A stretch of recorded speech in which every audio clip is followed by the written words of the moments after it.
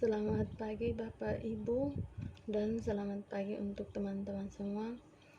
Nama saya Agustina Abuk, NIM 17030300049, kelas A, reguler pagi semester 7, program studi sosiologi.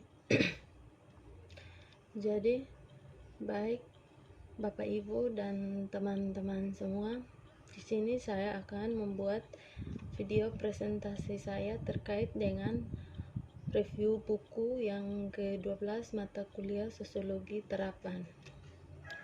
Jadi baik, di dalam buku ini membahas tentang informasi global masyarakat, sistem informasi operasi dalam global yang dinamis di lingkungan bisnis, taksonomi dari masyarakat informasi.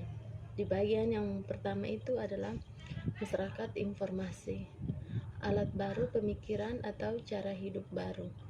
Nah, hal ini akan membawa dampak teknologi info komunikasi pada individu dan organisasi telah dianalisis di bawah ruang publik masyarakat informasi sejak awal revolusi komputer di tahun 1990-an. Masuda pada tahun 1971, Bell pada tahun 1973.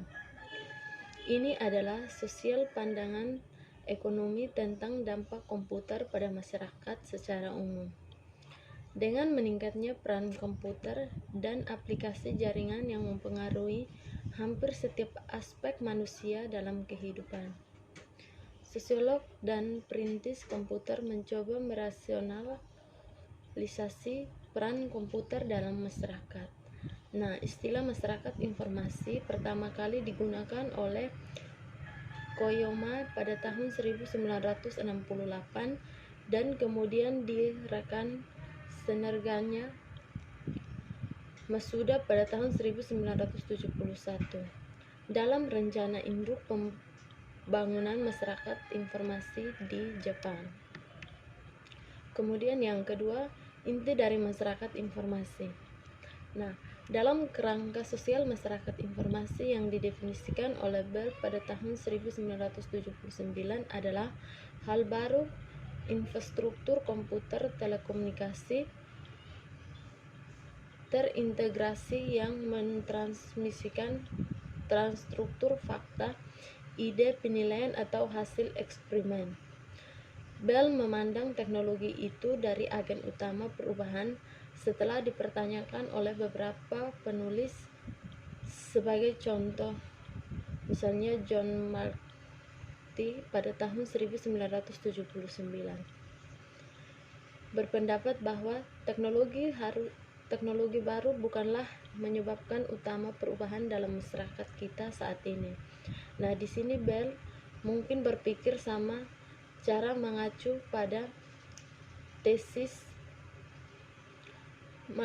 pada tahun 1962 dan Partot pada tahun 1979 bahwa masyarakat informasi ditentukan oleh proposisi informasi atau pengetahuan kegiatan untuk materi.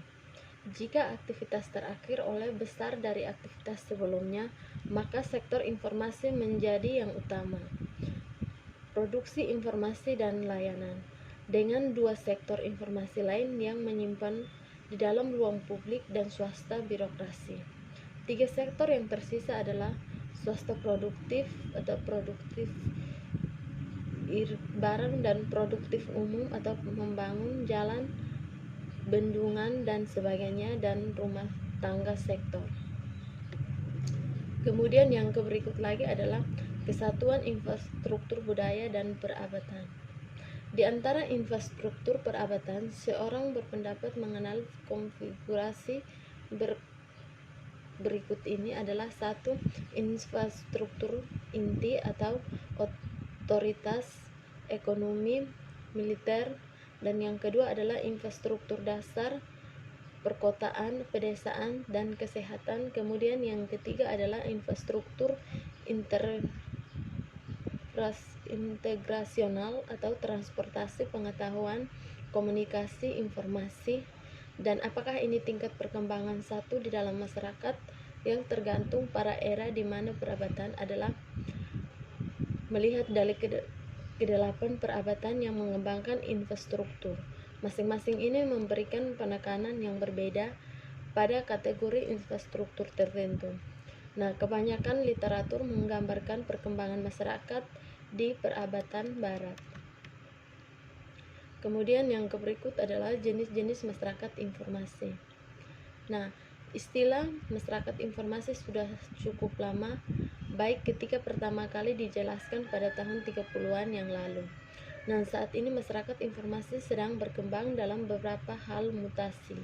Jenis masyarakat informasi adalah dedat sosial kontrol revolusi industri, mungkin untuk mengolah bahan-bahan seperti batu bara, logam, dan tekstil dengan volume dan kecepatan yang belum pernah terjadi sebelumnya. Nah, percepatan itu memproses material dan meningkatkan permintaan untuk mengendalikan operasi industri. Misalnya, banyak masalah penjadwalan dan koordinasi di masa-masa awal rel kereta api yang mengakibatkan koneksi yang terlewat atau kecelakaan. Berdasarkan Benniger pada tahun 1986, revolusi kontrol adalah transformasi dalam kapitalis tentang pemrosesan informasi sebagai revolusi industri yang sedang dikelola. Kemudian yang berikut adalah paradigma pengukuran. Masalah bagaimana pengukuran masyarakat informasi menyibukkan penelitian dari beberapa penulis. Pengukuran ekonomi informasi ditawarkan oleh penulis yang disebut sebelumnya menurut Mark Hook pada tahun 1967 dan pada tahun 1979. Hudson dan Long pada tahun 1988 menerapkan metode Parrot untuk mengukur masyarakat informasi teks. Indeks John pada tahun 1981 diterapkan oleh institusi peneliti Jepang, telekomunikasi dan ekonomi yang memiliki 10 komponen yang tidak bahkan memasukkan kata-kata seperti komputer. Nah, perangkat lunak atau jenis jaringan indeksnya adalah hampir 20 tahun dan tidak mencerminkan solusi dan yang membuat hasil dari era informasi ke era telekomunikasi. Sekitar 5 tahun kemudian, Pusat Pengembangan dan Pengelolaan Informasi Jepang menawarkan JPDAC Index.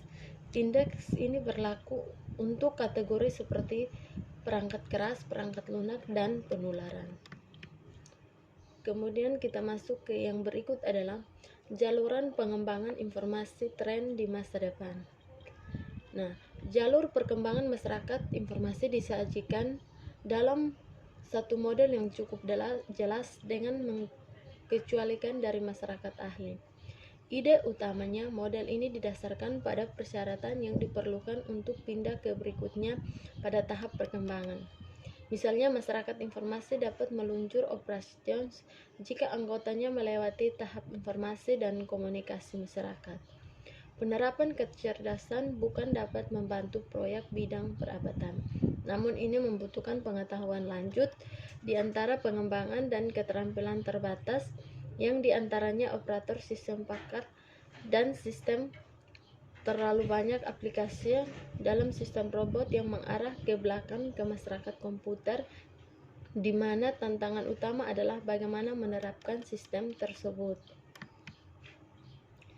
Jadi baik Bapak Ibu dan teman-teman semua, ini adalah sedikit pemahaman saya terkait dengan review buku yang ke-12 mata kuliah Sosiologi Terapan. Apabila dalam penjelasan saya mungkin dari teman-teman atau bagi yang menonton video ini merasa ada penyampaian saya yang kurang baik atau kurang dipahami, saya mohon maaf. Sekian dan terima kasih. Selamat pagi untuk kita semua.